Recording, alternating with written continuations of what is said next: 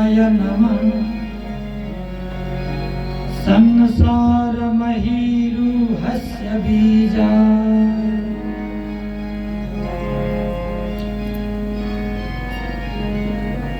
देवहंस समारंभा निम्बभास्कर मध्यमा अस्मदाचार्य पर्यन्तां वन्दे गुरु परम्पराम्। नित्यं शान्तं विमलसुखदं भूषणं दिव्यकान्तिं कृष्णं रामं हरिहरगुरुं यः सदा सस्मरन्तिम्। धर्मे व्याप्तं गुरुपदरतं तारकं यो भवाब्धि ध्येयं नित्यं चरणकमलं श्रीजगन्नाथं नमामि।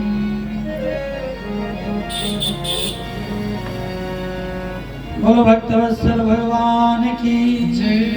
शिव महापुराण की, नवरात्र महोत्सव की जय। सत्य सनातन हिंदू धर्म की जय। भक्त और भगवान की जय। जय जय श्री राधेश्याम। अकारण करुणा वरुणालय भक्त वांछा कल्पतरु तड़ित पीतांबर बिंबित नंद नंदन यशोदा नंदन विश्वभानु नंदनी राधा रानी की प्राण वल्लभ सर्वगत सर्वभूत सर्वात्मा राधा सर्वेश्वर प्रभु के दिव्य छवि को हृदयंगम करते हुए भगवान सांब सदाशिव के प्रत्यक्ष वांग्मय प्रतिरूप श्री शिव महापुराण आवाहित स्थापित वंदित देवी देवताओं को नमन। समस्त गुरुचरण, संगीतकार मित्र, प्राविधिक मित्र, भक्ति मती माताएं और भावान्वित पिताएं, सभी श्रद्धालुओं को राधे राधे।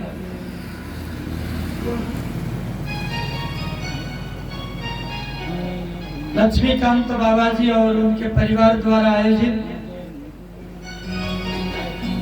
श्री शिव महापुराण ज्ञान महायज्ञ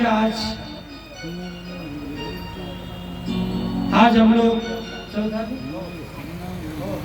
चतुर्थ दिवसीय प्रथम कथा सत्र में हम लोग उपस्थित हैं। तो सज्जनों, नेपाल देश सरलाई जिला बरधौवा नगर पालिका जिस बाजार एरिया आप लोग यहाँ पर रहकर शिव महापुराण के आनंद लेने जा रहे हैं। लेते लेते 3 दिन तो पार हो गए, आज चौथे दिन में हम प्रवेश कर रहे हैं। तो सज्जनों, कल हमने बहुत अच्छा कथा जहाँ पर भगवान भोलेनाथ ने राम जी को नमन किया और राम जी के उस कार्य से सती देवी को भ्रम हुआ, तो सती देवी ने राम जी का परीक्षा लिया और राम जी ने सती देवी को समझाया।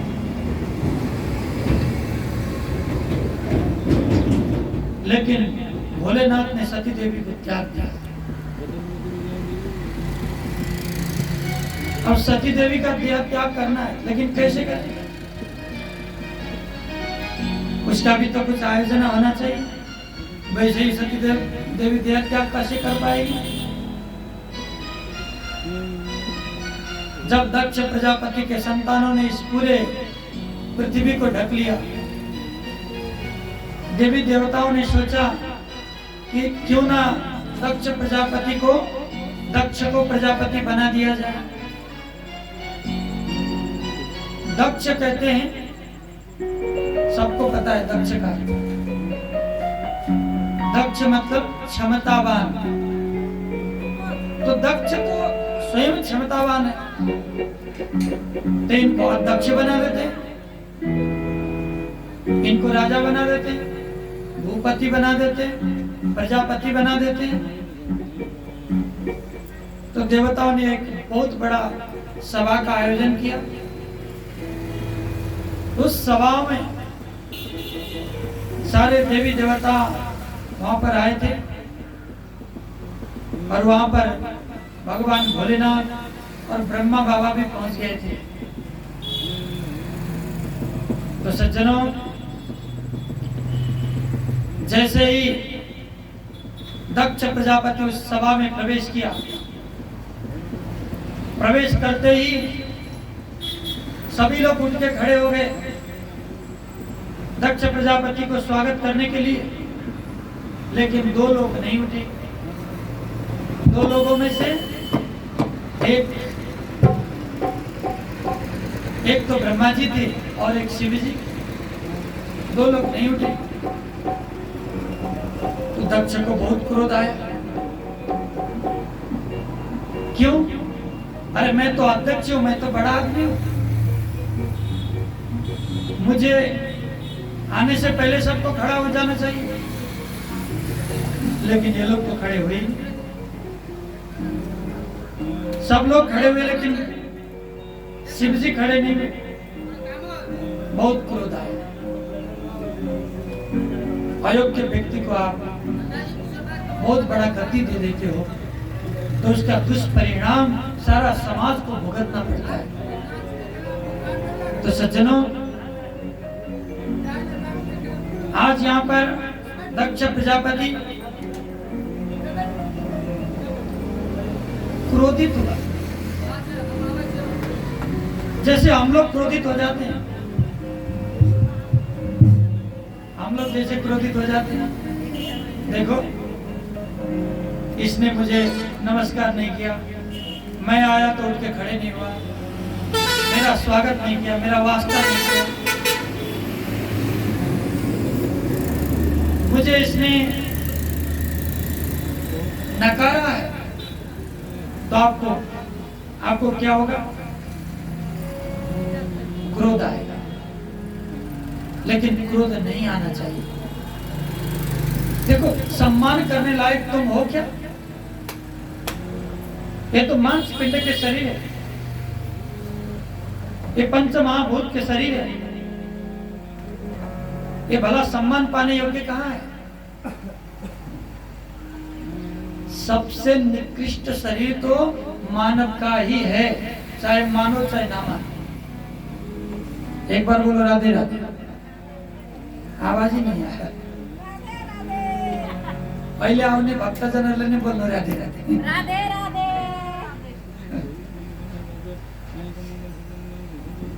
तो सज्जनों, यहाँ पर इस शरीर की दुर्गति को देखो। ज्यादा साउंड मत करो, ठीक नहीं। साउंड ज्यादा होने से लोगों को समझ में नहीं आए, इसलिए कम कर दो साउंड। उधर स्पीकर को कम करो। तो सज्जनों, तो मैं बता रहा था कि मानव शरीर की जो अस्तित्व है उसकी बारे में पहचानो। हमारे शरीर इतना निकृष्ट है, क्या बताएं। जब यहाँ से जीवात्मा निकलता है ना, और ये मरा हुआ शरीर किसी को कोई छू लेता है, तो छूने के बाद, वो मुर्दे को छूने के बाद उसे गोमूत्र खाकर शुद्ध होना पड़ेगा। इतना अशुद्ध शरीर है ये। मरने के बाद इसको किसी ने छू लिया तो गोमूत्र खाकर शुद्ध होता है। इतना अशुद्ध शरीर है, लेकिन हमें इस शरीर का कितना अभिमान है, खुद सोचो। एक बार जानवरों में और मानवों में सबसे बड़ा कौन है? ऐसा जानवरों ने और सारे जीव जगत के जितने भी जीवात्माएं हैं और जितने शरीरधारी हैं, उन लोगों का एक बहुत बड़ा सभा बैठा। और उस सभा का उद्देश्य था कि 84 लाख योनियों में से सबसे सबसे अच्छे कौन अथवा सबसे महान कौन? आप लोगों को तो यही पता होगा कि सबसे महान तो मानव है। सबसे बलशाली कौन? मानव है। सबसे बुद्धिमानी कौन? मानव है। तो इसीलिए मानवों में घमंड था कि 84 लाख योनि में से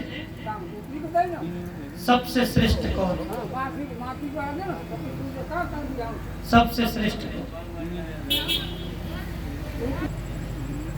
84 लाख योनि में से सबसे श्रेष्ठ कौन है? तो सज्जनों, मैं बता रहा था कि 84 लाख योनियों में से सबसे बड़ा कौन? तो उस बहुत बड़ा सभा बैठा, उस सभा के अध्यक्षता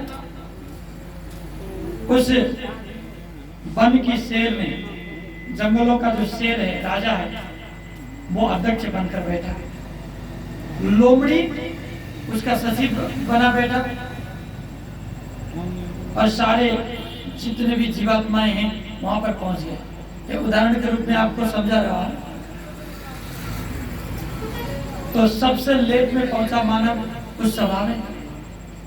तो सभापति ने सभा को प्रारंभ किया। तो आज का सभा है कि सबसे श्रेष्ठ कौन है? तो मानव खड़ा होता है और बोलता है कि सबसे श्रेष्ठ तो मैं हूं। इसमें क्या कोई प्रॉब्लम है क्या? सबसे श्रेष्ठ तो मैं ही हूं, लो कर लो। तो सिंहराज ने पूछा कि तुम सबसे श्रेष्ठ क्यों हो? मैं बहुत बलशाली हूं, इसलिए मैं सबसे श्रेष्ठ हूं। हाथी को बुलाया और हाथी को शेर ने बोला कुछ कमाल करके दिखाओ भैया। तो बगल का जो बहुत बड़ा पेड़ था, हाथी ने सूंड को अपने आगे किया और उस पेड़ को उखाड़ दिया। तो सिंहराज कहते हैं, अरे मानव तुम बलशाली हो तो एक टेनी उखाड़ के दिखाओ, टेनी उखाड़ के दिखाओ। मानव तो नहीं कर पाया। एवढा हागोपणी भाच न सके ना मानव, हाथीले तर रूप उखाल दियो।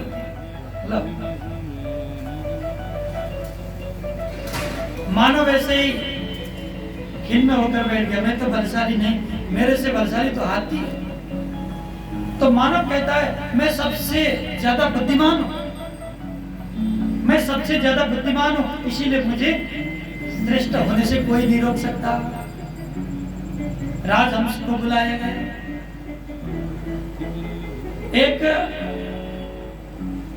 एक कुछ बर्तन में पानी लाया गया और उस पानी में गौ के दूध मिला दिया गया। गौ के दूध मिला दिया गया। किसी का मुंड का जो है कटोरा, वो साधु लोग लेके चलते हैं ना, मुंड के कटोरा, खप्पर बनते, खप्पर। तो खप्पर ला लिए रहा है, आणि इसमें पानी ले रहा है, तो इसमें दूध मिसाई दिया।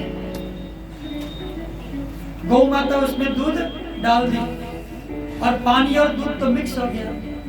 तो शेर बोलता है कि मानव तो बुद्धिमान है, तो दूध का दूध, पानी का पानी कर दो, दूध अलग कर दो, पानी अलग कर दो। तू तो बुद्धिमान है भाई। लेकिन मानव नहीं कर पाया, दूध अलग पानी अलग नहीं कर पाया। तो शेर राजा ने, सिंह राजा ने बुलाया राजहंस को। राजहंस ने 1 मिनट में ही दूध अलग पानी अलग कर दिया। तो एक राजहंस जैसा भी उसका बुद्धि नहीं है, तो श्रेष्ठ कैसे हुआ?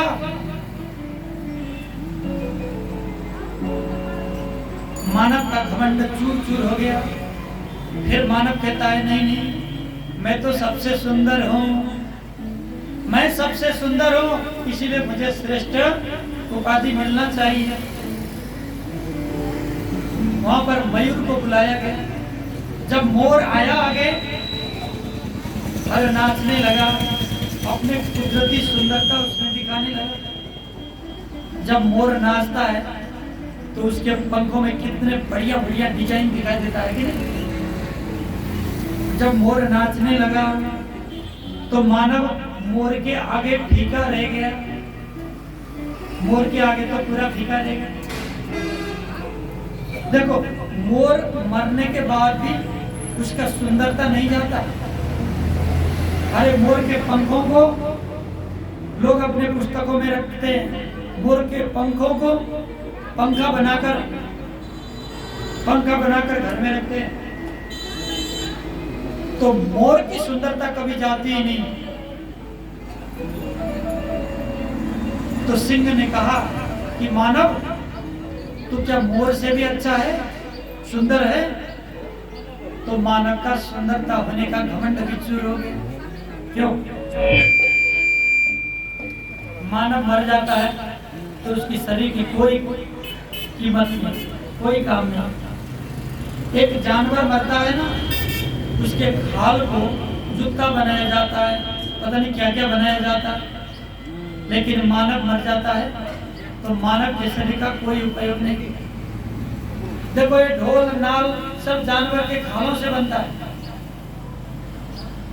लेकिन मानव मर जाता है, उसको या तो दफना दिया जाएगा या तो जला दिया जाएगा। इसका कोई काम नहीं। ऐसा निकम्मा शरीर में आप बैठे हुए हो, निकम्मे शरीर में आप बैठे हुए हो, फिर भी घमंड बहुत बड़ा। मैं श्रेष्ठ हूं, मैं विद्वान।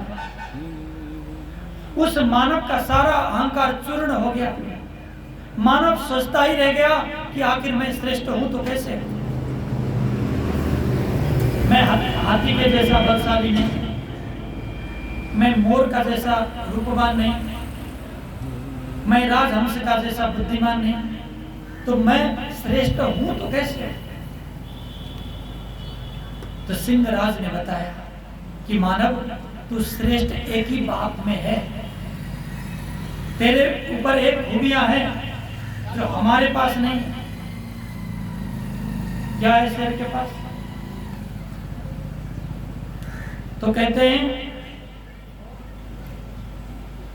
आहार निद्रा भय मैथुनम च सामान्य एतत् पशुभिर्नराणाम् धर्मो हि तत्र अधिको विशेषो धर्मेण हीना पशुभिर्समाना। भोजन करना, सोना, बच्चे पैदा करना, और परसों के लिए मतलब साल 2 साल बाद क्या खाऊंगा उसके लिए झगड़ना करना, उसके लिए सामान को इकट्ठा करना, ये तो पशु भी करता है। एक चींटी भी करती है, नहीं? चींटी भी बाद में खाने के लिए पता नहीं इतने ज्यादा सामान ले जाकर संग्रह करती है। खाने के लिए संग्रह करना, अपने बैठने के लिए घर बनाना, बच्चे पैदा करना, सोना, भैया तो जानवर भी कर लेते हैं, चीटा चीटी सब कर लेते हैं, चिड़िया सब कर लेती है। लेकिन मानव होने के बाद आप में विशेषता क्या होना चाहिए? धर्मो हि तत्र अधिको विशेषो। मानव में एक विशेषता है, वो है धर्म। धर्म ही तत्र अधिको विशेषो धर्मेण हीना पशुभिर समान। जो मानव में धर्म नहीं है वो पशु समान है। धर्म बिना के जो मानव है वो पशु और मानव एक ही है। इसीलिए मानव श्रेष्ठ है। तो सज्जनों, हमें धर्म करना चाहिए। धर्म करने के लिए मानव का जीवन हमने प्राप्त किया, अहंकार करने के लिए नहीं। लेकिन मानव शरीर पाकर हमें अहंकार आ गया।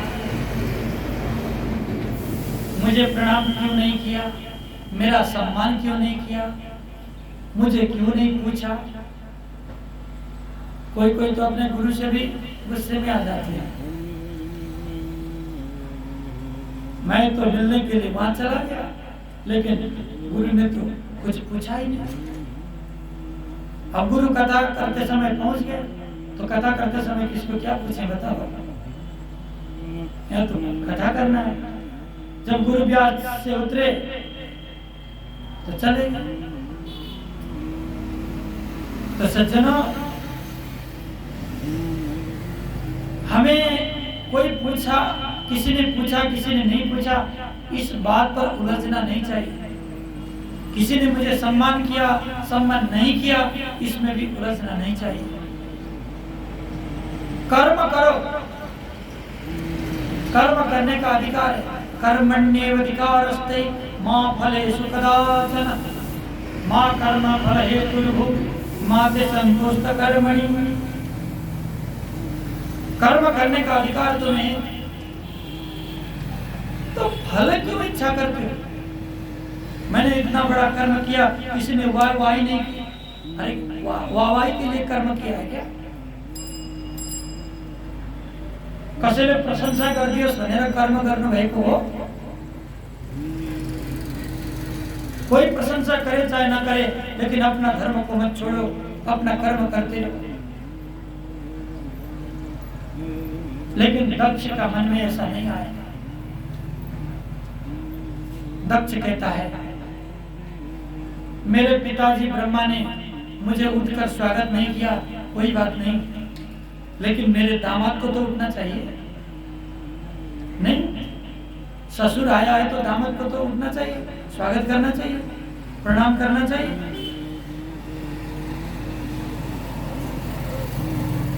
बहुत गुस्सा। एते हि सर्वे सुरासुराभिषं नमन्ति मां विप्रवरा तदा ततत्यपर्यय कथं यशो दुर्जनबन्धमाना नात्वा न बुद्ध्यद प्रेतपिशाच संवृतः। कहता है, मैं दक्ष हूं, मुझे यक्ष, किन्नर, देवता, दानव, ब्राह्मण, क्षत्रिय, वैश्य सभी लोग मुझे सम्मान करते हैं। सबका मैं सम्माननीय हूं, मैं माननीय हूं। लेकिन जो अपने साथ भूत प्रेत पिशाचों को लेके चलता है, जो अपने साथ सर्प और बिच्छू को लेके चलता है, पूरे शरीर में जो भभूति लगाता रहता है, ऐसा ही शिव ने मेरा सम्मान नहीं किया। इसका इतना दुस्साहस। अरे दुस्साहस क्यों नहीं आएगा? है तो ये स्मशान घाट में बैठने वाला, स्मशान घाट में तो इसका पास है। इनकी बुद्धि कैसे आएगी? जिसकी संगत भूत प्रेतों का हो, जिसका वासस्थान स्मशान घाट में हो, तो उसकी बुद्धि कैसे आएगी? पाखंडिनो दुर्जन पापशीला दिक्कादिजं प्रेतरत निंदिताकाश्च। बड़ा आदमी गलती करे तो सब लोगों को भुगतना पड़ता है। कोई समाज का बहुत बड़ा आदमी गलती कर देता है तो उनके अनुयायी भी उनके अनुसरण करने लग जाते हैं। तो गुरुओं को गलती नहीं करना चाहिए, देवताओं को गलती नहीं करना चाहिए, नेता लोगों को गलती करना नहीं चाहिए। नेता भी सब धर्म में बैठना चाहिए। लेकिन आजकल नेताओं ने ही धर्म छोड़ दिया, तो उनके पार्टी के जितने अपने जो नायक है उसने धर्म छोड़ दिया, तो वो लोग भी धीरे धीरे छोड़ने लग जाते हैं। तो सज्जनों, आज यहाँ पर दक्ष प्रजापति कहता है, ये शिव तो नायक है, इनके तो ढेर सारे अनुयायी हैं, तो यही आचरण में नहीं बैठेगा, यही धर्म में नहीं बैठेगा, तो इनके जितने भी अनुयायी हैं वो क्या करेंगे? वो क्या करेंगे? परंपराओं के नाम में हम लोगों ने क्या किया, खुद एक बार सोच के देखो। परंपराओं के नाम में कई जाति ऐसे हैं कि हमारे जाति में किसी को पढ़ने का अधिकार नहीं पढ़ाया जाता, क्योंकि हमारे पिता पुरखों ने नहीं पढ़ा, तो हम लोग भी नहीं पढ़ेंगे। परंपराओं के नाम में आज विद्या से वंचित हो रहे लोग, परंपराओं के नाम में आज कई धर्म से वंचित हो रहे लोग। तो परंपराओं के नाम से कोई कुकर्म कर रहे हैं लोग,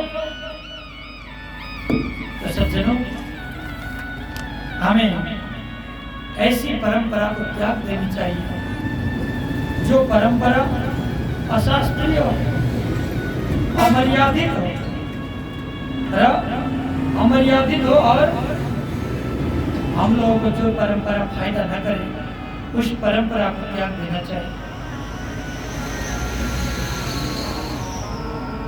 लेकिन जब दक्ष प्रजापति ने देखा और शंकर को गाली देने लगा,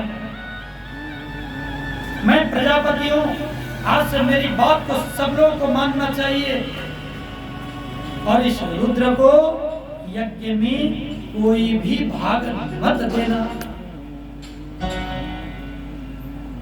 यज्ञ में शिवजी न थापनो,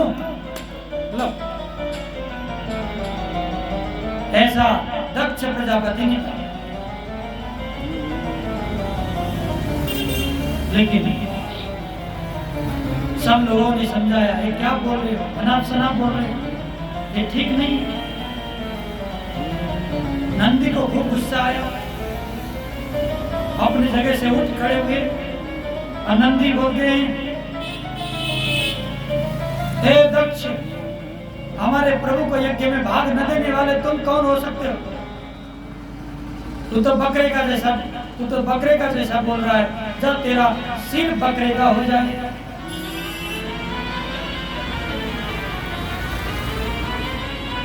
आज जितने भी भृगुवंशी ब्राह्मण थे वो ब्राह्मण उठ खड़े हो गए। नंदी के माध्यम से सारे शिव भक्तों को श्राप दिया, सारे शिव भक्त पाखंडी हो जाए, वेद बहिष्कृत हो जाए, वेद परिष्कृत हो जाए, पाखंडवाद निरता शिष्टाचार बहिष्कृता मदिरा पान निरता जटा भस्मा विधारिणा।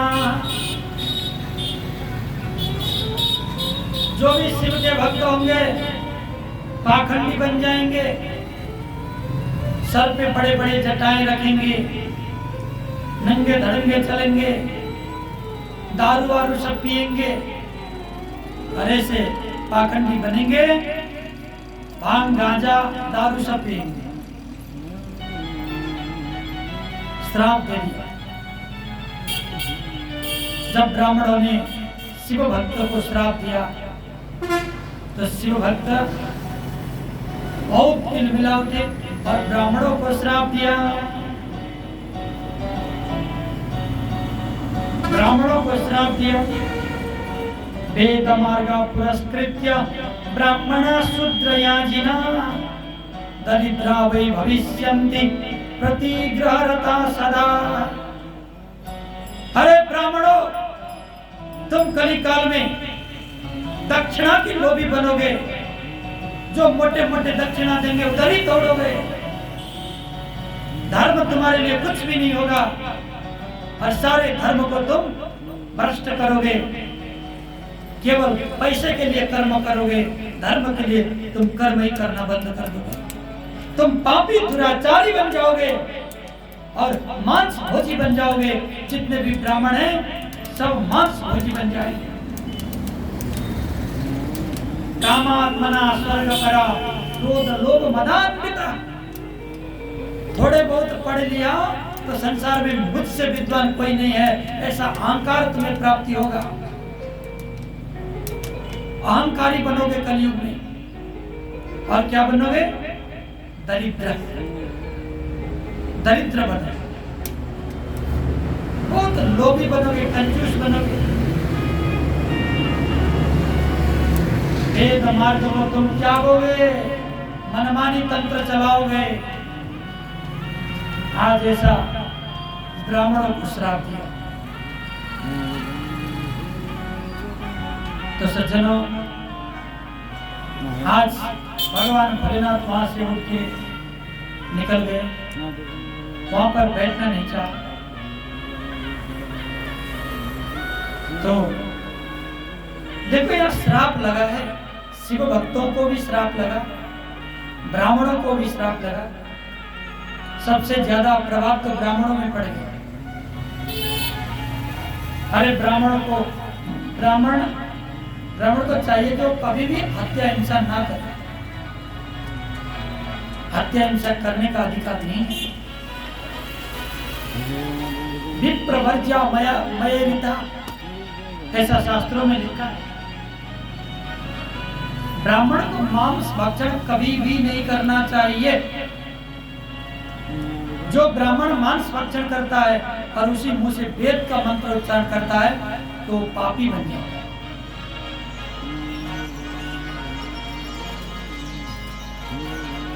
ब्राह्मण आज धीरे धीरे पतन होते चला गया, उसका शक्ति सब क्षीण होते चला गया। ब्राह्मण होकर संध्या जरूर करना चाहिए, लेकिन संध्याहीन बन जाएंगे ब्राह्मण। आज के अधिकांश ब्राह्मण संध्याहीन बन गए, संध्या नहीं करते। सुबह शाम जो संध्या ना करे वो ब्राह्मण पापी है, और ऐसे ब्राह्मण को पूजा करने वाले वो भी पापी बन जाएंगे। दाता संग्रहिता च नरकम व्रजे, दाता और संग्रहित ये दोनों नरक में जाएंगे। तमाकू ब्राह्मण को नहीं खाना चाहिए, धूम्रपान ब्राह्मण को कभी नहीं करना चाहिए। आज ब्राह्मण अपने कार्य से परिभ्रष्ट हो गए। देखो, हर एक कार्यों में ब्राह्मण को सावधानी से कर्म करना होता है, लेकिन एक ब्राह्मण दूसरे ब्राह्मणों का विरोध कर रहा है। मैं जो कहता हूं वही सत्य है, मैंने जो पढ़ा है वो ब्रह्मांड सब कुछ पढ़ लिया है, ऐसा अहंकार ब्राह्मणों में उत्पन्न हो जाता है। इसीलिए क्रोधी और कामी बन जाएंगे ब्राह्मण। कूत धर्मेषु गृहेषु सदा ग्राम्य सुखेक्षया कर्म तंत्र वितनुताम वेदवादम न शाश्वतम। ब्राह्मणों को दान तो लेना चाहिए, लेकिन जो अधिक संपत्ति उसे समाज में लगाना चाहिए। संघ संस्था बनाकर उसमें दान देना चाहिए, उसे समाज की सेवा में लग जाना चाहिए। लेकिन संग्रहित तो कर लेता है, लेकिन संग्रह को बांट नहीं पाता, बहुत लोभी बन जाता है। लोभी ब्राह्मण का कभी भी गति नहीं होगा। ब्राह्मण निर्लोभी होना चाहिए। तो सज्जनों, विनतानंद कमुको, कौन ब्राह्मण शुद्ध होगा? जो ब्राह्मण भगवान के भक्त हो जाएगा, जो ब्राह्मण वैष्णव हो जाएगा, जो प्रपन्न हो जाएगा, वो ब्राह्मण शुद्ध होगा। लेकिन जो ब्राह्मण वैष्णव नहीं हुआ वो ब्राह्मण शुद्ध नहीं होता। इसीलिए व्यास में बैठने वाले ब्राह्मण को भी वैष्णव होना चाहिए। विरक्तो वैष्णवो विप्रो वेद शास्त्र विशुद्धिकृत, या तो सेवी होना चाहिए, कट्टर सेवी, शिव मंत्र से दीक्षा दिया हुआ ऐसा महान सेवी होना चाहिए, या तो वैष्णव होना चाहिए। देखो, शिव दीक्षा का भी बहुत बड़ा महत्व है।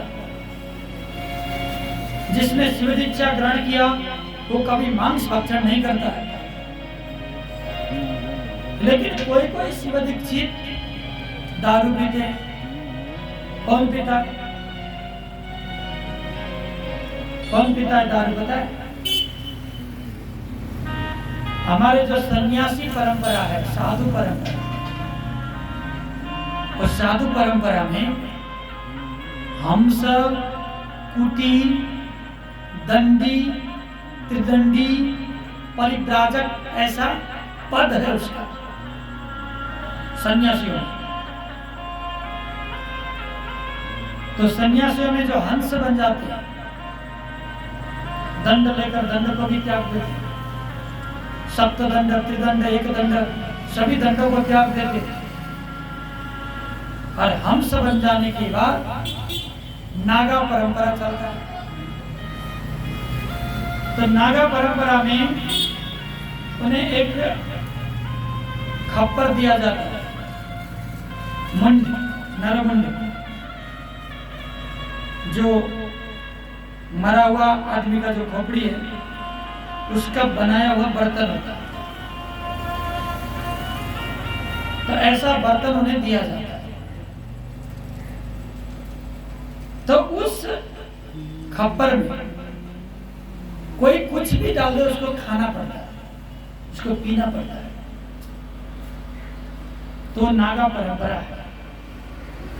तो सज्जनों, इस शिव दीक्षा में ही नागा परंपरा है, वैष्णव दीक्षा में नहीं है। वैष्णव दीक्षा में तो है, लेकिन काठिया परंपरा, काठिया परंपरा, जिस परंपरा में हमारे जगत गुरु महाराज ने काठिया बाबा परंपरा, वो नागा परंपरा। लेकिन वैष्णव वैरागियों को वैरागी संत कहते हैं।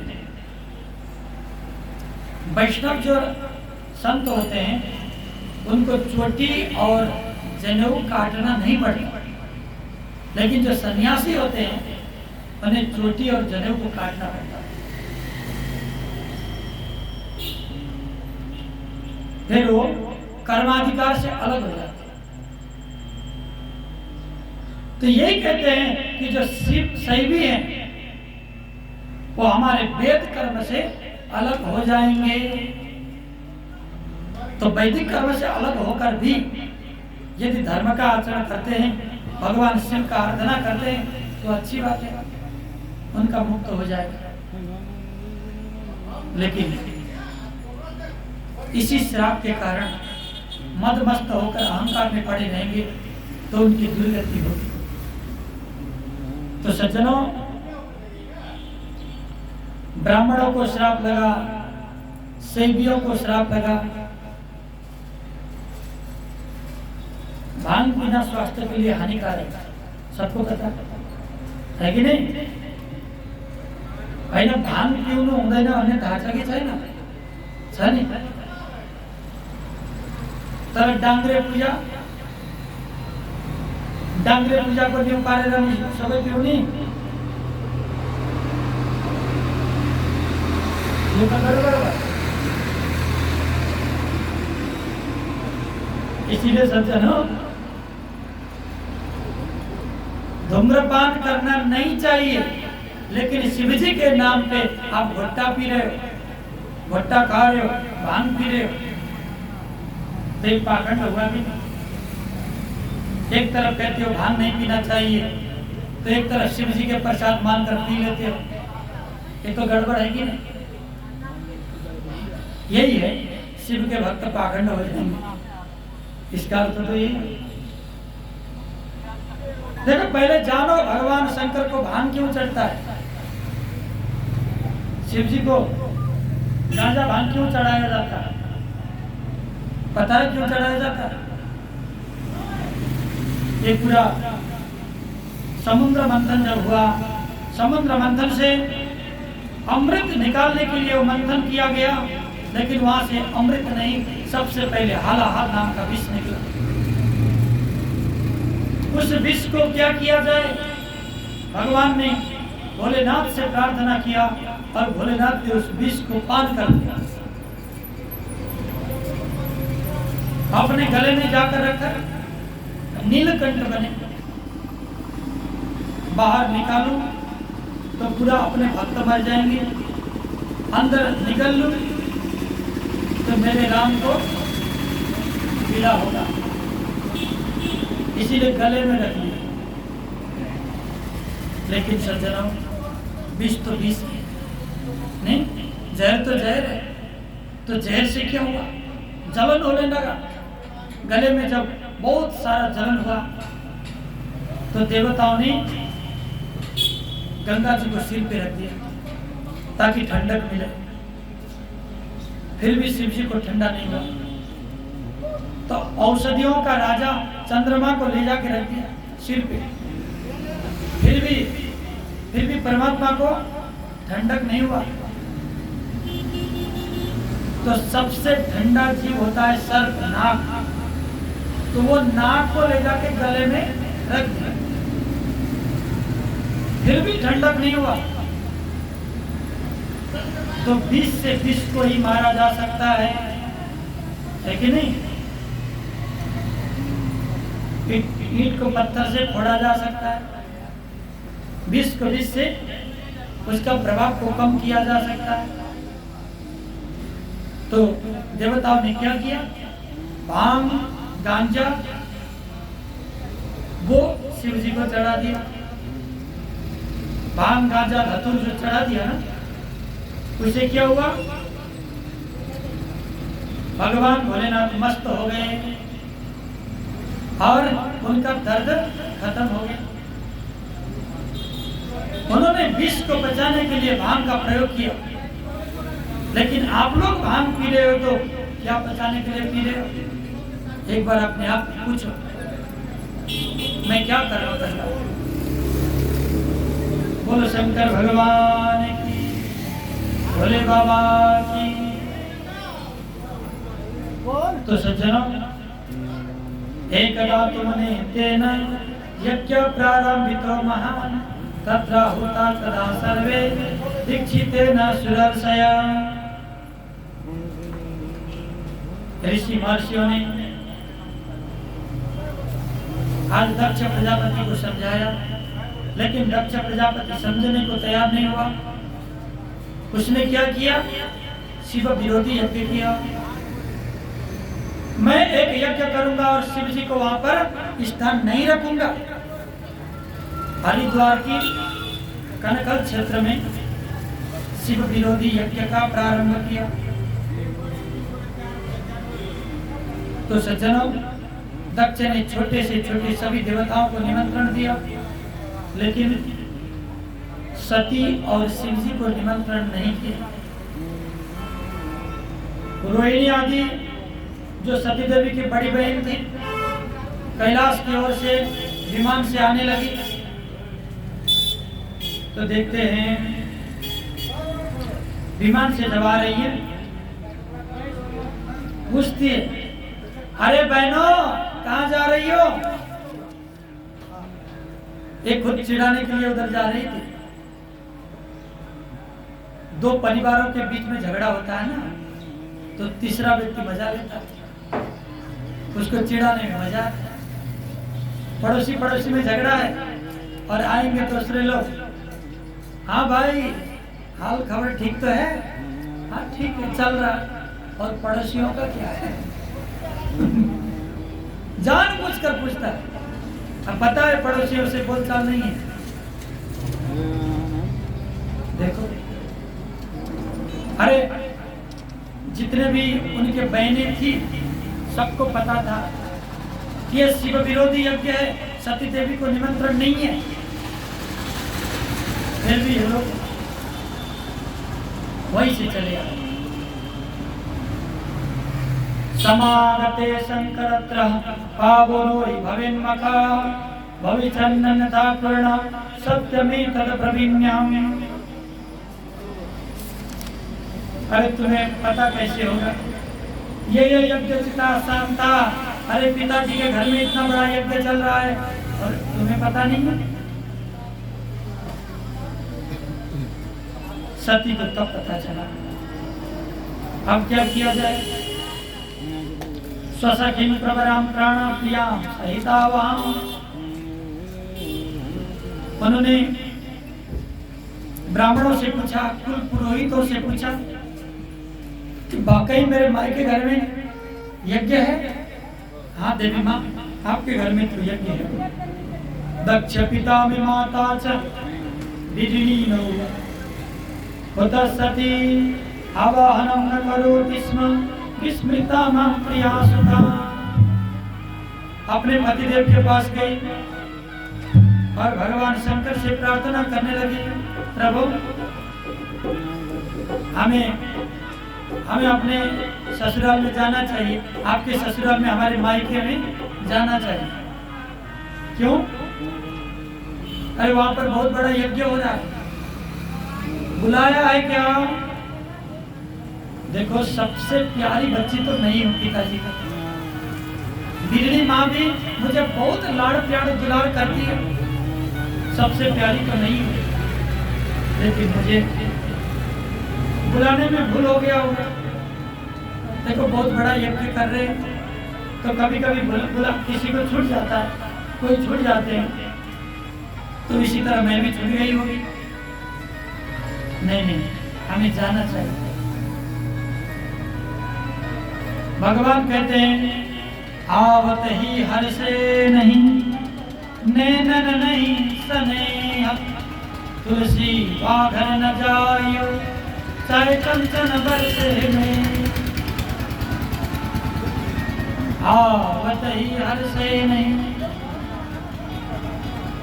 आप जिसके घर में जाते हो ना,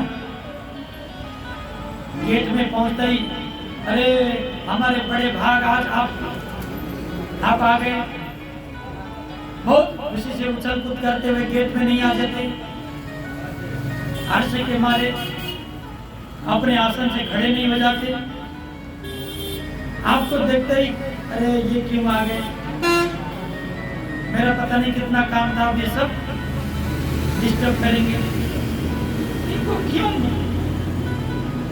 कितने बार समझाते हो फिर भी ये आ जाते हैं, मुंह उठा के। पता नहीं ऐसे गुस्से से देखोगे, कोई आएंगे तो कोई आएगा क्या? कोई निर्लज्जा होगा वो आएगा, वैसे तो नहीं आना चाहिए। देखो जिसके घर में जाने से आपका इज्जत नहीं होता, मान नहीं होता, सम्मान नहीं होता, तो उस घर में नहीं जाना चाहिए, चाहे आकाशों से सोना ही क्यों ना बरसे। अपने माँ बाप का घर क्यों ना हो, अपने भाई बंधुओं का घर क्यों ना हो, उस घर में जाने से आपका अपमान होता है तो नहीं जाना चाहिए, ऐसा शास्त्रों में लिखा है। जो तुम्हारी महत्व को जाने वही तुम्हारा अपना है, जो तुम्हारा महत्व को समझता ही नहीं तो तुम्हारा कैसे होगा। सती देवी तो रोने लगी, अरे अपने माँ बाप की अपने संतानों के लिए कोई ऐसा कहता है क्या? मैं जाऊंगी तो वहां तो सब लोग खुश हो जाएंगे। नहीं देवी, कोई खुश नहीं होगा। पितु महायज्ञ कस्मात् तव न रोचते, गमनं देव देवेश तत्सर्वं कथय प्रभु। मेरे पिताजी के यज्ञ में आपको जाने में क्या दिक्कत? आप ढंग से मुझे बताने की कृपा करें। महेश्वर ने जो पहले घटित हुई कहानी थी दक्ष प्रजापति के साथ, जो उनका अनहोनी हुआ था, मनमुटाव हो गया था, तो सारे का सारा देवी से कहने लगे। सारा माजरा समझ में जब आ गया तो सती कहती है पहले मेरे पिताजी को समझाती हूँ, फिर मेरे पतिदेव को मनाती हूँ। मुझे पहले कनखल जाना चाहिए। आज सती देवी वहां से चल पड़ी। तो सज्जनों, अनाहुता तया कस्मत् शंभु परम शोभन, जब वहां पर चली गई तो सब लोग हंसने लगे। देखो कैसे निर्लज्ज है, बुलाया तो नहीं, मुंह उठा के चली आई, अपने ही बहनें हंसने लगी। देखो सबसे बड़ा दुश्मन तो अपने ही होते, सबभन्दा ज्वरो काट्ने चाहिँ आफ्नै मान्छे हुन्छन् अरे। ल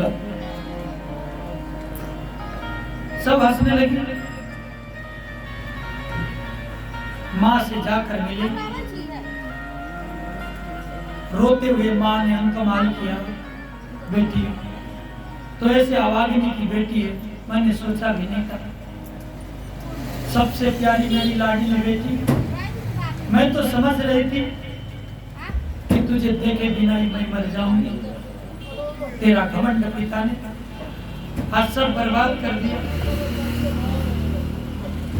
मेरे इतने भोले भाले जो छोटे वाले दामाद हैं, भोले बाबा शंकर जी, उनका अपमान करके इन्होंने ठीक नहीं किया। बहुत दुख होता है। अरे अपने ही दामाद को यज्ञ में ना बुलाओ तो कैसा हो? नहीं,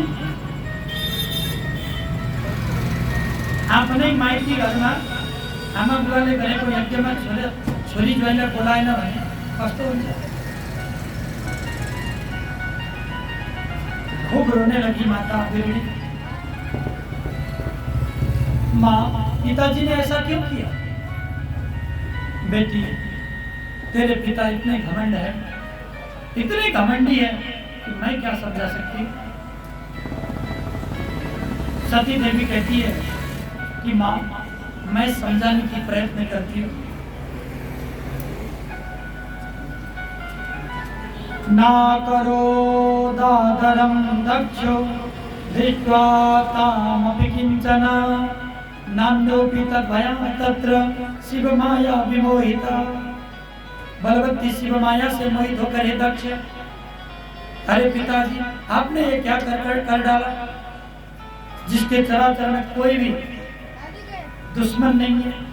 सारे जगत का सृष्टि करने वाला, आज सारा संसार के मालिक भगवान शंकर को आपने बिना बुलाए इस यज्ञ में, तो ये यज्ञ कैसे सफल होगा? हे विष्णु तम महादेवम किम न जानासि तत्त्वतः। भगवान विष्णु भी उस यज्ञ में आए थे। सती देवी विष्णु की ओर दिखाते हुए कहती है, अरे विष्णु, आपको तो पता होना चाहिए कि भगवान शंकर ही इस संसार के मालिक है। उनको बिना बुलाए यज्ञ सफल नहीं होता। अरे ब्रह्मा, तुम भी मुंह उठा के चल गया, तुम्हें पता नहीं जगत के मालिक आपको भी बनाने वाले भगवान बोले। लेकिन अरे इंद्र, वायु, पवन, अग्नि, तुम सब लोग आए, कितने निर्लज्ज हो, कितनी घमंडी हो तुम लोग। कम से कम मेरे पिताजी का जो चेतना है वो हो गया, तो आप लोगों को समझाना चाहिए। लेकिन नहीं, आप लोग भी शिव विरोधी यज्ञ में आ गए। इतना क्रोध आया सती देवी को, अपने हाथों से आगों की लपटें निकलने लगी, मानो दक्ष प्रजापति को अभी जलाकर भस्म कर देगी। यो निंदन्ति महादेवं निंद्यमानं शरणोति वा ताबुलो नरकं यातो यावसं मुदिवाकरं। दक्ष ने बहुत फटकारा, हे सती, तेरे को मैंने बुलाया क्या करना चाहिए क्या नहीं करना चाहिए मुझे सिखाती है? अरे तेरा मैं बाप हूं, मैंने सोच समझकर शिव को नहीं बुलाया, मुझे पसंद नहीं, मैंने नहीं बुलाया। लेकिन बिन बुलाए मेहमान बन के आ गई और ऊपर से बड़ी बड़ी बात करती है। निकल के जाए यहाँ से, तेरा पति एक नंबर का भक्ता है, अपवित्र है, झूठा है, धर्म नाम की कोई चीज है नहीं उसमें। पता नहीं नाता भी नहीं, नाता होगा कि नहीं, पूरे शरीर में तो राख घिस घिस के चलता है, स्मशान घाटों में रहता है, गांजा भांग पीता है। तो ऐसे अपवित्र शिव को मैं पवित्र यज्ञ में क्यों बुलाऊं? मैंने नहीं,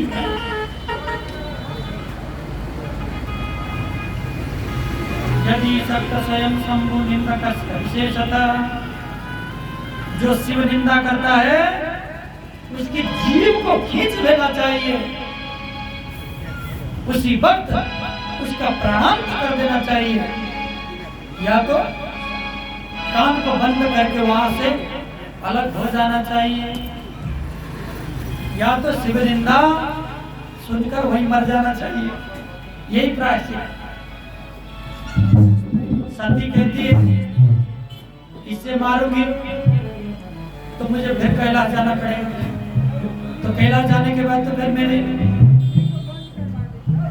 मेरे स्वामी जी कहेंगे अरे दक्षपुत्री, वही दक्ष के नाम लेंगे।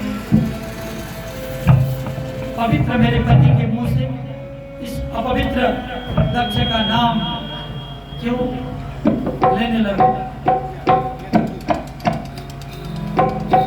इनकी जीभ काट दो, ये भी सही नहीं है।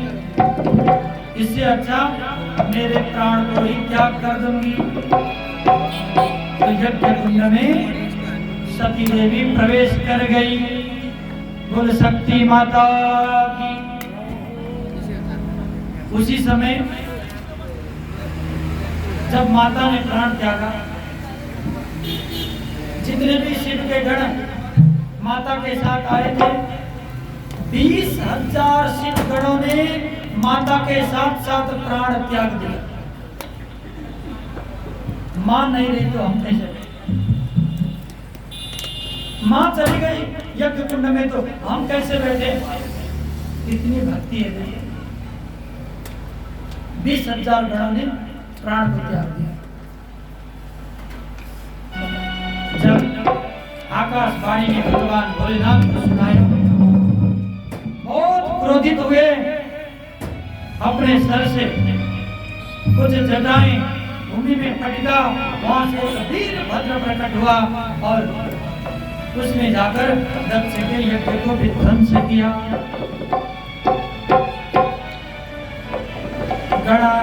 गणानासावशिष्टाय शंकरस्य महात्मनः दक्षं तं क्रोधितं हन्तुं मुदतिष्ठा मुदायुधाः। बहुत क्रोधित होकर दक्ष प्रजापति के उस विशाल यज्ञ को तहस नहस कर दिया। सारा यज्ञ कुंडों को बर्बाद कर दिया। देवताओं को पीटा, मारा। मूसा देवता को वेदांती कर दिया, दांत निकाल दिया। भग देवता के आंख निकाल दिया। ऐसे ही सारे देवताओं को सच्चर पिच्चर करते हुए दक्ष प्रजापति के सर को कलम कर दिया।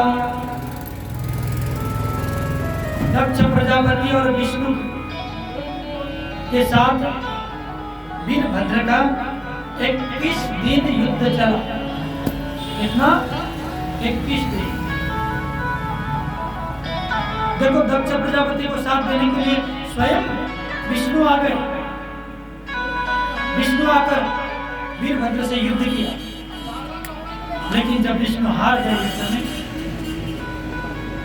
तो उन्होंने उनका ज्ञान स्मृति पुनः आ गया और वीरभद्र से माफी मांगते हुए वो वैकुंठ की ओर चले गए। दक्ष प्रजापति के सिर कलम हो गया। उसके बाद सारा यज्ञ बंद हो गया, ठंडा पड़ गया। सारे देवी देवताएं त्राहिमाम करते हुए भगवान शंकर के पास चले गए। भगवान शंकर तो आशुतोष है, थोड़े ही महिमा में प्रसन्न हो जाते हैं। तो आशुतोष भगवान के यहाँ सारे देवता गए और स्तुति करने लगे, भजन कीर्तन करने लगे, भगवान को रिझाने लगे। आइए हमने मन से शंकर को पुकारे। तेरा कमल बीता जाए, मुख से जपूं नमः शिवाय। तेरा कमल बीता जाए, मुख से जपूं नमः शिवाय। तेरा कमल बीता जाए,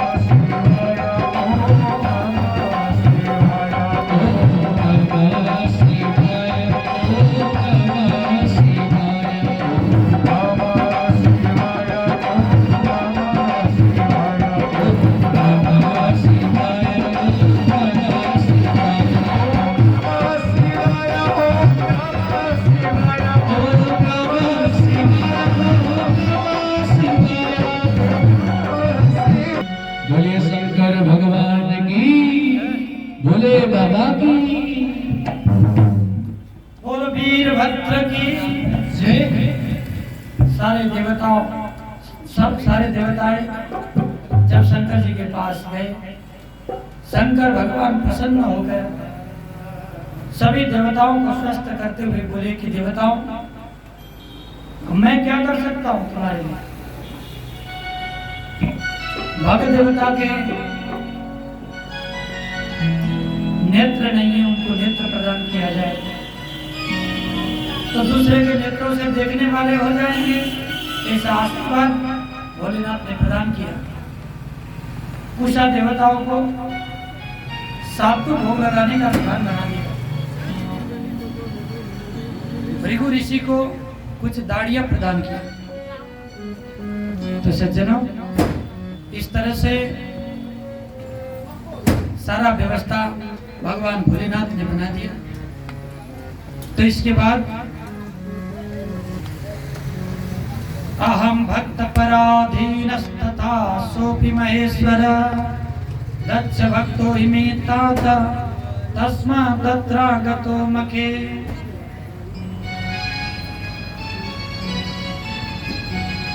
सबसे बड़ी बात है कि दक्ष यज्ञ में सब लोग तो अज्ञान में गए, लेकिन भगवान विष्णु क्यों गए? विष्णु तो ज्ञानी थे, उन्हें तो नहीं जाना चाहिए था शिव विरोधी यज्ञ में, लेकिन क्यों गए? भगवान कहते हैं मैं तो भगत के बस में, भगत के बस में। मेरा दक्ष बहुत बड़ा भक्त था, उसने बुलाया तो मैं गया, लेकिन बात और कुछ थी। आज यहाँ पर नारद जी को ब्रह्मा ने समझाया, उसी बात को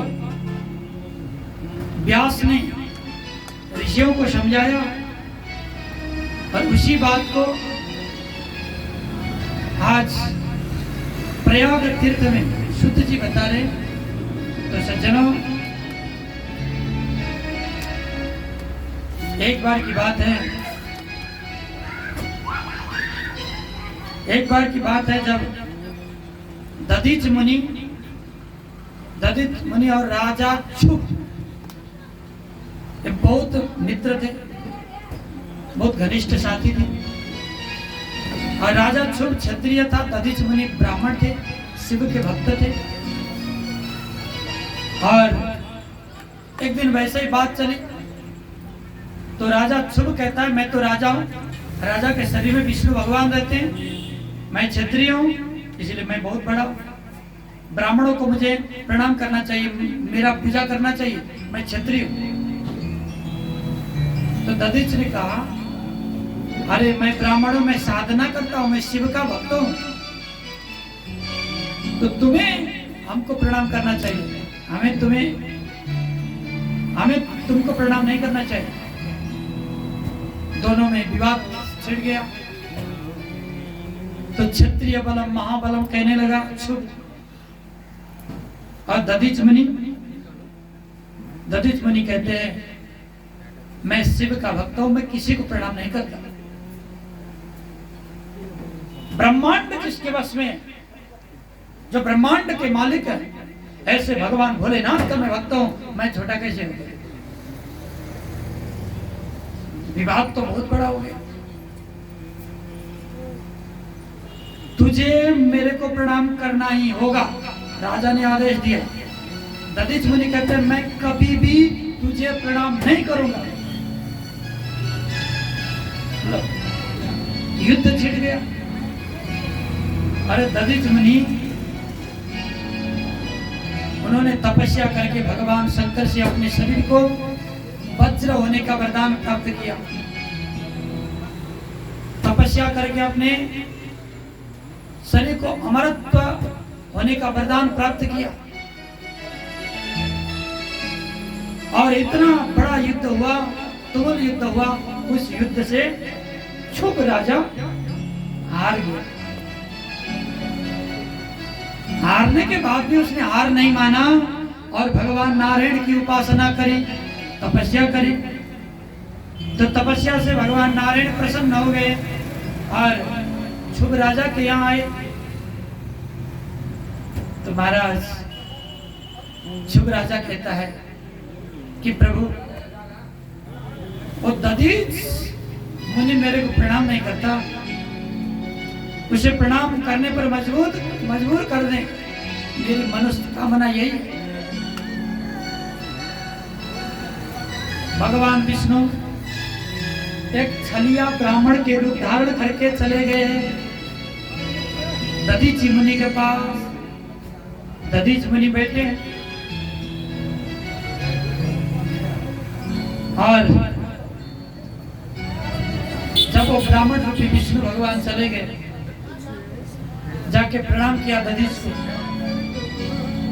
मुझे कुछ चाहिए आप दे सकते हो? अरे ब्राह्मण निसंकोच कहो, मैं क्या दे सकता हूँ? अरे ब्राह्मण के लिए तो मैं जान भी दे सकता हूँ, बोलो तो सही। नहीं, तुम्हें कसम खाना होगा। अच्छा, तुम कसम खिलाने वाले फिर ब्राह्मण नहीं लगते हो। अरे ब्राह्मण तो एक बार में विश्वास कर लेते, तुम तो ब्राह्मण नहीं लगते हो। तुम कौन हो? तुम तुम्हें जानो मैं कौन? दधीच मुनि ने शिव कृपा से सब कुछ पता लगा लिया, और ये तो छलिया विष्णु है जो छल रूप से ब्राह्मण का वेश धारण करके आए। आज भगवान विष्णु को दधीच मुनि कहते हैं, हे देवादिदेव, आप तो साक्षात महाविष्णु हैं, आपको ऐसा छलिया वेश धारण करना स्वभाव नहीं देता। आप जिस राजा के वकालत करने आए हैं वो राजा दुष्ट है, अभिमानी है, वो घमंड है और दुराचारी भी है। तो आप कहां उस राजा के बातों में आ गए? अभी भी समय, आप उस राजा को समझाएं। मैं कभी भी उसको प्रणाम नहीं करने वाला, क्योंकि मैं शिव भक्त हूं। आज नारायण ने अपने स्वरूप में आकर पुनः दधीचि मुनि को बोला, तम जाने हम हरिम विष्णु द्विजप्तम तज सुब्रत। चलो ठीक, तुमने मुझे पहचान लिया, कोई बात नहीं, लेकिन दधीचि, मैं तुम्हें निवेदन करता हूं, एक बार जाकर शुभ राजा को कह दो कि मैं तुम्हें प्रणाम करता हूं, इतना ही कह दो बस, मैं कुछ नहीं करूंगा। दधीचि मुनि कहते हैं, अरे विष्णु भूल गए, अरे मैं तो त्रिलोकीनाथ भगवान भोलेनाथ का भक्त हूं, मैं क्यों डरूं किसी से? नहीं कहूंगा, ऐसे दुष्ट के साथ जाकर मैं कहूंगा कि मैं तेरे शरण में हूं। मैं किसी के शरण में नहीं हूं, मेरा तो एक ही भोले बाबा, जिसके ऊपर बाबा का सहारा, उसको किसी की जरूरत नहीं, बस मैं तो बाबा का, मैं कुछ नहीं जानता।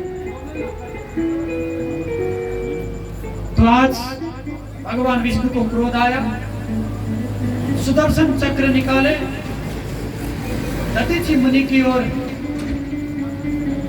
जब आक्रमण करने के लिए तैयार हो गए, तो दधीचि मुनि ने हंसते हुए कहते हैं, अरे विष्णु, रखो रखो सुदर्शन चक्र को रखो, क्योंकि सुदर्शन चक्र तो हमारे भोलेनाथ ने तुम्हें दिया है, मेरे भोले ने दिया है। यदि मेरे भोले को क्रोध आ गया तो लेना का देना पड़ जाएगा। अरे रख लो, धर लो अपने। भगवान को क्रोध आया और युद्ध किए, तो सारे देवी देवताएं भी जितने थे विष्णु के समर्थन में दधीचि मुनि के विरुद्ध में युद्ध करने लगे। लाखों देवी देवताएं और भगवान विष्णु एक तरफ दधीचि मुनि कहते, आओ देख लूंगा सब। हाथ में इतने कुशा लिए, हाथ में कुशा लिए, और जब भोले करके वो कुशा को फेंक दिए, जितने भी कुशाएं थे सारे के सारे त्रिशूल बन गए, बड़े बड़े त्रिशूल बन गए। और देवता दधीचि मुनि के लिए जितने भी अस्त्र और शस्त्र को प्रयोग करते, त्रिशूल को जाकर सारे शस्त्र प्रणाम करने लगे। देखो हमारे आगे भी त्रिशूल रखा, त्रिशूल के ऊपर सारे संसार झुक गया। अरे त्रिशूल ही है जो संसार से विजय प्राप्त कर सकता है। देवी के पास भी त्रिशूल, भोलेनाथ के पास भी त्रिशूल। वैष्णव लोग जब टिक्का लगाते हो भी त्रिशूल लगाते हैं। त्रिशूल का बहुत बड़ा महत्व है। तो सज्जनों, आज वैष्णव अस्त्र, अग्नि अस्त्र, वरुण अस्त्र, सारे अस्त्र भगवान भोलेनाथ के त्रिशूल के आगे झुक गए। तो शुभ राजा भी आया, भगवान विष्णु से कहने लगा कि प्रभु, मैंने तो आपको भी संकट में डाल दिया, मुझे क्या पता था शिव के भक्त होने पर इतना बड़ा महत्व हो जाता है। प्रभु बस मैं समझ गया, मैं अब दधीचि मुनि को प्रणाम करने नहीं लगाऊंगा, मैं प्रणाम करूंगा। तो भगवान विष्णु भी घुटने टेक लिए। अरे बाबा, अपने क्रोध को त्यागो, मुझे पता चल गया है कि देवादिदेव महादेव के तुम भक्त हो, तुम किसी से झुकते नहीं। जो कहते हो तुम सत्य कहते हो, मैंने ही प्रमाद में आकर मेरे अस्तित्व को मैंने भूल गया, तो दधीचि मुझे माफ करो। कहते हुए भगवान विष्णु वैकुंठ को चले गए। राजा शुभ भी भगवान के शरण में चले गए। लेकिन आज दधीचि मुनि को बहुत क्रोध आया। त्रिलोकी के मालिक, संसार का अधियंता भगवान भोलेनाथ का मैं भक्त हूं, मैं बार बार कहता रहा, लेकिन विष्णु ने नहीं माना, सारे देवताओं ने नहीं माना। तो मैं श्राप देता हूं, भगवान शंकर के कोप में, वीरभद्र के कोप में सभी देवता एक बार संकट में पड़ जाएंगे।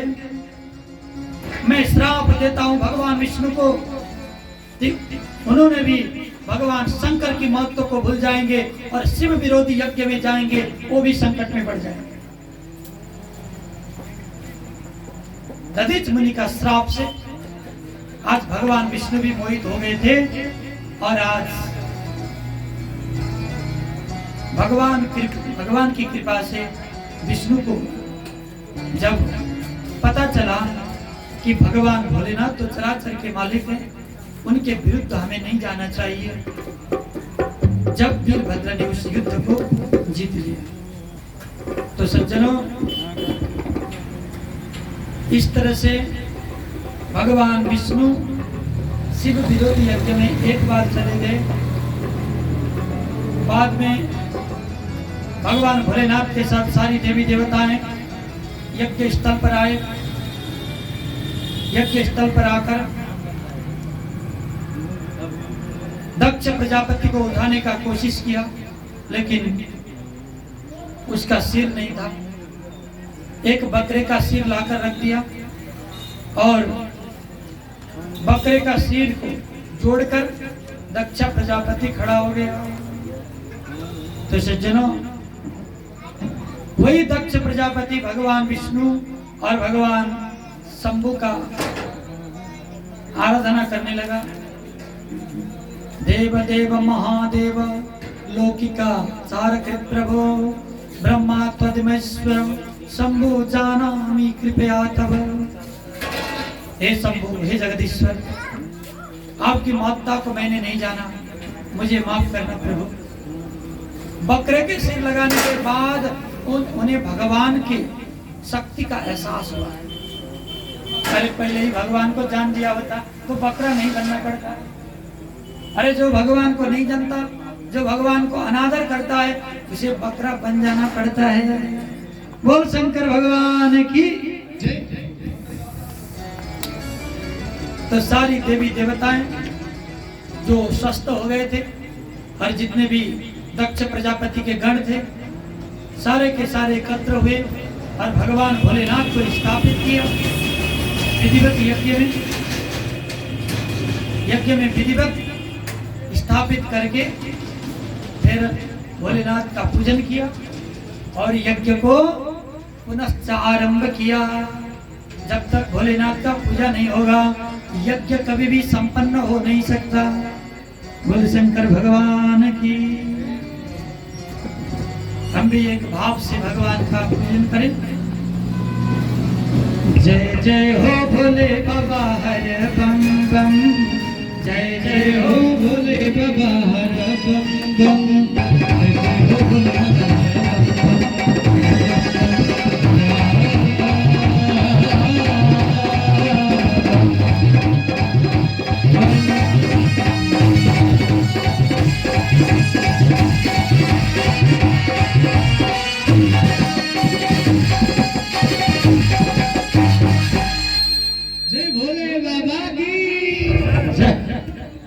कैलाशपति महादेव की। आज भगवान शंकर का अभिषेक हुआ, जब दक्ष प्रजापति का यज्ञ सफल हुआ। जो शंकर भगवान की विरोध करता है उसे बकरा होना पड़ता है, इसीलिए विरोध ना करें, भगवान शंकर की भी उपासना करें। तो सज्जनों, जब सती देवी का शरीर पतन हुआ, कई शक्ति स्थान बने। कुह्य पतन हुआ कुह्येश्वरी, दंत पतन हुआ दंत काली, रीढ़ की हड्डी पतन हुआ कंकालिनी, कामाख्या, ऐसे बहुत सारे शक्तिपीठों का निर्माण हुआ। तो सज्जनों, इसी तरह जब भगवान सती देवी के वियोग में एकांत में वास करने लगे, सारे देवी देवताओं को चिंता हुआ। और एक ताड़क नाम का असुर था, ब्रह्मा जी का तपस्या किया, बहुत घोर तपस्या किया। और ब्रह्मा प्रसन्न होकर वरदान मांगो बस, ऐसा कहने पर ताड़कासुर कहता है, मुझे अजर अमर बना दो बाबा। अरे ब्रह्मा कहते हैं मैं खुद मर जाने वाला हूं, तुम्हें अजर अमर कैसे बनाऊं? तो मुझे शंकर भगवान की पुत्र से मृत्यु हो, नहीं तो किसी से मृत्यु ना हो। कैसा वरदान मांगा? शंकर भगवान की पत्नी तो चली गई सती देवी, और उनका पुत्र होगा कि नहीं? क्यों? कामदेव भी भस्म हो गया, तो उनका पुत्र कैसे होगा? इसलिए उसने शंकर भगवान के पुत्र से ही मृत्यु को मांगा। सारे देवी देवता क्षुब्ध हो गए, विक्षिप्त हो गए, और ब्रह्मा जी से जाकर कहने लगे, ताड़कासुर के अत्याचार से हम लोग बहुत परेशान हैं, कुछ तो करो बाबा। ताड़कासुर कहते हैं, चलो अब देवी की उपासना करो, देवी की तपस्या करें। देवी प्रसन्न होकर कहती है कि देवताओं, आप लोग मुझे क्यों याद कर रहे? तो आज देवताओं ने कहा कि माता, ताड़कासुर के अत्याचारों से हम लोग बहुत परेशान हैं, इसीलिए आपको साकार रूप में आना होगा, हिमालय की पुत्री बनकर आपको जन्म लेना पड़ेगा और शंकर जी की पत्नी बन जाओ, फिर शिव पुत्र से हमारा कष्ट को निवर्तन करो। माता ने कहा ऐसा ही होगा, लेकिन मैना को गर्भ धारण करने की शक्ति कहां से आई? हिमालय मेरा पिता बनने के लिए योग्य है? तो हम समझाएंगे। तो मैना और हिमालय को जाकर सारे देवी देवता जाकर समझाने लगे कि देखो पर्वतराज, तुम जाकर तपस्या करो। देखो मैना ही पार्वती की माँ कैसे? भाई पार्वती तो किसी की भी पुत्री हो सकती थी, क्योंकि उसको जन्म लेना तो है नहीं, केवल महत्व देना है, प्रकट होना है उनको। तो किसी को भी महत्व दे सकती थी, माँ का दर्जा दे सकती थी, लेकिन मैना को ही वो पद क्यों मिला? पार्वती की माँ होने का पद मैना को ही क्यों मिला? तो सज्जनों, एक कथा यहाँ कहते हैं सूत जी महाराज, मुनिवर्य दया सिंधु प्रसन्नो भवत्साधुना तत्प्राणं वयं मूढ़ा कुर्महे स्मन भावना। देखो, पितर की बेटी है, पितर की पत्नी है स्वधा, सबको पता है। स्वधा बोलकर ही पितरों को तर्पण दिया जाता है, पिंड दिया जाता है। तो पितृ की पत्नी है स्वधा, तो उनकी 3 बेटियां हुई। तो 3 बेटियां, वही 3 बेटियों को महत्व मिला है, पितरियों का आशीर्वाद मिला है कि तुम तीनों माँ के माँ बन जाओ। तो एक तो हो गई ज्येष्ठा भवतु तत्कन्या कामिनी विष्णुरंशस्य शैलस्य हिमालयमधारया। जो ज्येष्ठ पुत्री है, तुम हिमालय की पत्नी बनो और आपकी बेटी होगी, तुम्हारी बेटी होगी पार्वती। द्वितीय कन्या को कहती है जनक राजा की पत्नी बनो और तुम्हारी बेटी पराम्बा जगदम्बा भगवती सीता होगी। वो पितृ की कन्या थी, शिरध्वज राजा की पत्नी, जनक की पत्नी।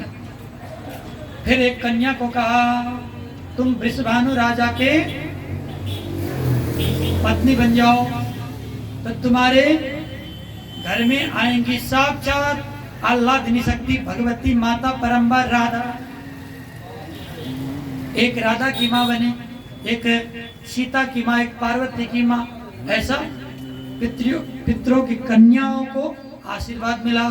इसीलिए संतान असल प्राप्ति होने के लिए पितरों का आशीर्वाद जरूरी है।